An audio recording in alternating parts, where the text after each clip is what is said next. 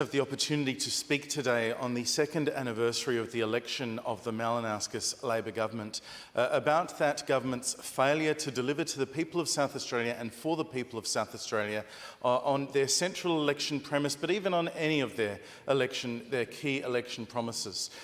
It was just a couple of weeks ago that we heard advice from the Premier of South Australia that when a politician offers promises, then 9 times out of 10 it's BS. That was the way that the Premier of South Australia described the way that politicians talk. And he is certainly correct in as much as he talks about the Malinauskas Labor government. Central to the premise for their election was their commitment to fix ramping, and yet more than 20 months in a row, the worst on record. Their failure to deliver on this is an extraordinary abrogation of their duties to the people of South Australia, because before the election, they raised this issue to being that of the most primary issue of life and death for South Australians. Vote Labor like your life depends on it, was their call before the election. After the election, all of those Stobie poll posters that said they will fix the ramping crisis may as well never have been put up. They don't want to talk about that. They never use the same data that they promised to fix before the election when describing it now. It is an extraordinary black mark on the Malinauskas Labor government, and the people of South Australia do not forget that. Everybody remembers those posters and they will be held to account for it, sir. But this government failed on indeed a whole range of other promises too. The Premier's promise that the government will be determined to provide relief wherever they can for the cost of living, and yet South Australian families, typically $20,000 a year worse off. The Labor government's promise that they were addressing the housing crisis. The Labor government's promise that the first most important role of government is the safety of its citizens. Broken promise, broken promise.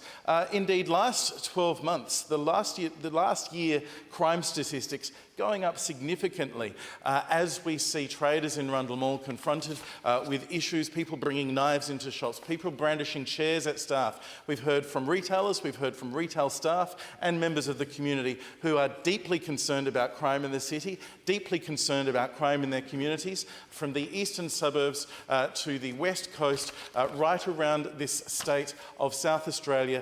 People are concerned about crime, and the government's promise, Peter Malinauskas' promise, that the first and most important role of government is the safety of its citizens, has been shown up for the BS that the Premier might describe it as. The Premier said there would be no new taxes, no tax increases, and the state budget will be kept in surplus. Another broken promise from this government, as we've just heard in question time again today, that the GPs can expect no further support from this government, as what they have described as a GP patient tax is about to be imposed on GPs, and more concerningly, imposed on sick and vulnerable South Australians, who will be confronted with increasing costs, potentially the end of bulk billing in South Australia, and a likely turn away from South Australians choosing their GP, instead going to the ambulance ramp. This is both a health disastrous decision not to address the GP ruling, and indeed a disastrous decision for sick and vulnerable South Australians. The Premier said before the election that premiers have a responsibility to stand up for their state's interests, and this Premier has declined to take his federal Labor mates to task when it comes to the federal Labor Party's rejection of their commitment for 9 Hunter-class frigates. That's been reduced to 6, and our Premier is now absolutely fine with that. That is a disastrous concern for our confidence in our shipbuilding sector. Number 7 on the list today, Labor will protect Adelaide's unique parklands, was the claim before the election. After the election, well, only when it turns out when it's convenient for them to do so, and when it's not, they're happy to let the parklands go. Labor said the existing aquatic centre can continue to be used while the new one is being built. And for families, for swimmers, and particularly for students seeking to learn to swim, that is a significant broken promise that's of concern to them. And finally, Labor's commitment to offer 3-year-old preschool to all South Australians from 2026.